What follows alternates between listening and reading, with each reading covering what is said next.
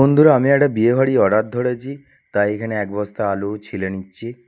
আর এখানে আলু কেটে নেবো। এক বস্তা আলু কেটে নেওয়ার পর আমাকে হচ্ছে 1 কুইন্টাল মাংস রান্না করতে হবে। 1 টিন তেল দিয়ে দিয়েছি।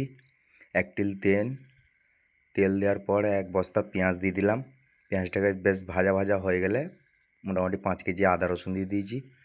দিয়ে 2 বালতি জল দেওয়ার পর 500 হলুদ, 500 ধনে আর 500 হচ্ছে চিকেন মশলা আর 1 কেজি লঙ্কার গুঁড়ো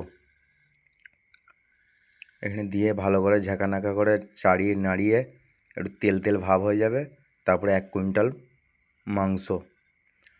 মাংসটাকে বেশ একটু নেড়ে চেড়ে করে দিয়ে আবার দিয়ে দেবো 10 বালতি জল। 10 বালতি জল হলেই মাল রেডি হয়ে যাবে।